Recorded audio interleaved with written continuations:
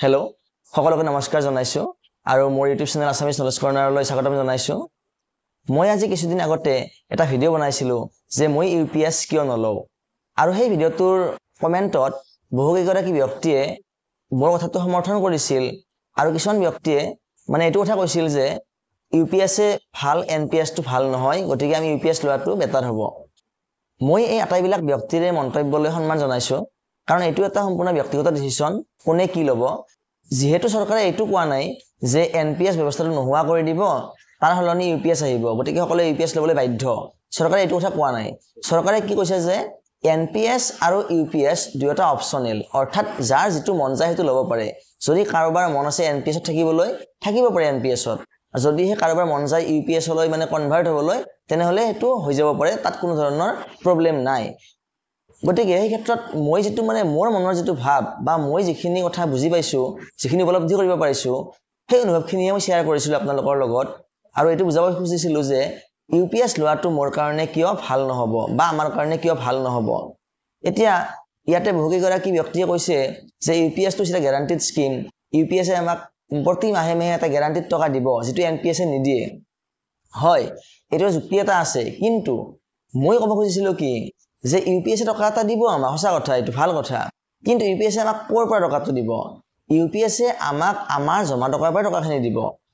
যিহেতু ইউপিএছও এটা এনপিএছৰ নিচিনাকৈ কণ্ট্ৰিবিউটৰী ফাণ্ড, অৰ্থাৎ আমি আমাৰ দৰমহাৰ পৰা 10% দিবই লাগিব, আৰু সেই 10%টো আমাক এনপিএছৰ ক্ষেত্ৰত কি কৰিব? যেতিয়া গোটেই টকাখিনি জমা হ'ব আমাৰ মুঠ চাকৰিকালৰ শেষত, তাৰ পৰা কি কৰিব? আমাক 60% ঘূৰাই দিব। কিন্তু ইউপিএছে আমাক ঘূৰাই নিদিয়ে। ইউপিএছে আমাক সেই মুঠ জমা টকাটোৰ, যিটো আমি জমা কৰি আছিলোঁ প্ৰতি মাহে 10%কৈ, সেই টকাটো আমাক ঘূৰাই নিদিয়ে। আৰু ঘূৰাই নিদি কি কৰিব?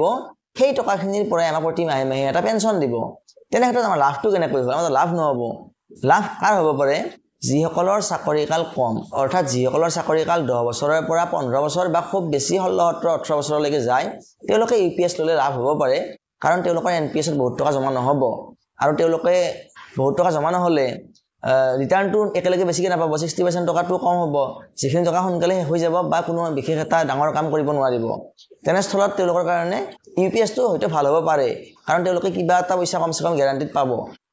কিন্তু এই যে মই ক'লোঁ 60%টো ঘূৰাই নাপায়, এই 60% টকাটো ঘূৰাই নোপোৱাটো আমাৰ কাৰণে এটা বৃহৎ লোকচান। কাৰণ কিয়?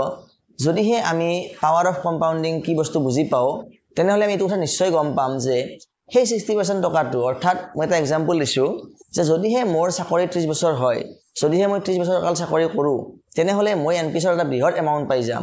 কমচে কম তাৰ 60%টো 1.5 কোটি বা 2 কোটি টকা হৈ যাব। এই টকাখিনি যদি মই ক'ৰবাত বেলেগতো ইনভেষ্ট কৰি ৰাখোঁ, হয়তো শ্বেয়াৰ মাৰ্কেট বা মিউচুৱেল ফাণ্ড, যদি মই ক'ৰবাত ইনভেষ্ট কৰোঁ, তেনেহ'লে মই ইউপিএছত যিখিনি টকা পেঞ্চন হিচাপে পালোঁ হয় প্ৰতি মাহে মাহে, মই এনপিএছৰ সেই গোটেইখিনি টকা যদি ইনভেষ্ট কৰি দিওঁ, তাৰ পৰা মাহে মাহে ইমান টকাই পাই থাকিম। তাৰ ওপৰঞ্চি আৰু এনপিএছতো কি আছে? আমাৰ এটা পেঞ্চন আছে। যদিও পেঞ্চনটো গেৰাণ্টিড নহয়, তথাপিও কিন্তু কি আমি কিবা এটা পেঞ্চনটো পাম, এইটো গেৰাণ্টি। আমাৰ ইতিমধ্যে যিখিনি এনপিএছত কাম কৰি থকা কৰ্মচাৰী অৱসৰ লৈছে, তেওঁলোকে বহুত বেছি মানে পেঞ্চন পোৱা নাই, আৰু সেইটোৰ ওপৰত ভিত্তি কৰি আমি ভয় খাই আছোঁ। কিন্তু তেওঁলোকে নোপোৱা কাৰণটো কি? সেইটো বিশ্লেষণ আমি কৰিছোঁ নে? নিশ্চয় আমি কৰা নাই। তেওঁলোকে নোপোৱা কাৰণটো হৈছে কি যে তেওঁলোকৰ হয়তো চাকৰিকাল বেছি নাছিল, কম বছৰ চাকৰি কৰিছে, যাৰ ফলত পেঞ্চনটো কমি গৈছে।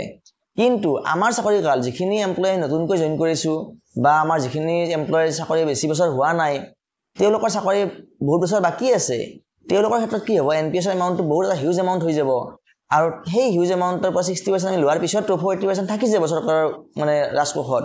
সেই 40%ৰ পৰাহে আমাক পেঞ্চনটো দিব। গতিকে পেঞ্চনটো গোটেই আমাৰ নেগলিজিবল এমাউণ্ট নহয়, সেইটো ডাঙৰ এমাউণ্ট এটাই হ'ব। হয়তো ইউপিএছৰ সমান নহ'ব পাৰে, কিন্তু হ'ব। গতিকে যিহেতু আমি 60%টো পায়ে যাম একেলগে, তাৰ লগত আৰু পেঞ্চন থাকিব, তেনেক্ষেত্ৰত যিসকল ব্যক্তিৰ চাকৰিকাল বহুত বছৰ বাকী আছে, যিসকলৰ বয়স কম, তেওঁলোকৰ কাৰণে এনপিএছটো ভাল হ'ব। আৰু যিসকল ব্যক্তিৰ চাকৰিকালটো কম আছে, বয়স বেছি হৈ গৈছে, তেওঁলোকৰ কাৰণে ইউপিএছটো হয়তো ভাল হ'ব পাৰে, সেইটোও সম্পূৰ্ণ নিজা ডিচিশ্যন। যদিহে মানুহে ৰিস্ক ল'ব নিবিচাৰে, এটা সাধাৰণভাৱে জীৱন কটাব বিচাৰে, তেনেহ'লে ইউপিএছটো লৈ আৰামছে পেঞ্চন এটা লৈ কিনে চলি থাকিব পাৰিব। কিন্তু সেই পেঞ্চনটো পোৱাৰ বিনিময়ত কিন্তু একেলগে যিটো পোৱা টকা আমি পাবলগীয়া আছিলোঁ, 60% টকাটো আমাৰ ইনভেষ্টমেণ্টৰ, সেইটো কিন্তু আমি হেৰুৱাব লাগিব। এইটো একদম ক্লিয়াৰ কথা, কাৰণ চৰকাৰে এই বিষয়ে কোনো ধৰণৰ স্পষ্ট কথা কোৱাই নাই, আৰু যেহেতু এটো কন্ট্ৰিবিউটৰি ফান্ড আৰু আমাৰ কন্ট্ৰিবিউশনৰ ফালৰ পৰা ইউপিএছ পেনশনটো দিব বুলি কৈছে তেনে ক্ষেত্ৰত কিন্তু পোৱাৰ সম্ভাৱনা একেবাৰে 0 গতিকে এইখিনি আছিল মোৰ ক'বলগীয়া আশা কৰো আপোনালোকে কথাখিনি ক্লিয়াৰলি বুজি পাইছে মই কি ক'ব বিচাৰিছো ইয়াতে মানে মই মোৰ ধাৰণাটোহে কৈছো মই মানে কাকো মানে মই ইনসিস্ট কৰা নাই যে আপোনালোকে এনপিএছ লওক বা ইপিএছ লওক বা মোৰ কথা মতে ল'বই বা কিয় কিন্তু মাত্ৰ ধাৰণাখিনি শেয়াৰ কৰিছো যাতে কাৰোবাৰ নহয় কাৰোবাৰ উপকাৰ হয় কাৰণ বহুতে কনফিউজনত আছে যে ইপিএছ টো ভাল স্কিম নেকি এনপিএছতকৈ আসলতে ইপিএছ ৰে আমাক এটা মানে আভুৱা ভৰাৰ চেষ্টাহে কৰিছে মানে একেটা মানে বডিতে নতুন চলা এটা পিন্ধাই দিয়াৰ নিচিনা কথা হৈছে বৰঞ্চ আগতকে মানে কোৱালিটিটো কমিছে গতিকে বৰ একো আমি এটা আনন্দ কৰাৰ ইয়াতে থল নাই গতিকে আশা কৰিছো আপোনালোকে ভিডিওটো চাই ভাল পাইছে যদি ভাল পাইছে তেনে এটা লাইক কৰি দিব আপোনাৰ এটা লাইকে মোক বহুত উৎসাহ প্ৰদান কৰে এনেকুৱা ধৰণৰ তথ্যমূলক ভিডিও বনোৱাৰ কাৰণে আৰু অনুগ্ৰহ কৰি চেনেলটো সাবস্ক্ৰাইব কৰাৰ কথা বিবেচনা কৰিব ধন্যবাদ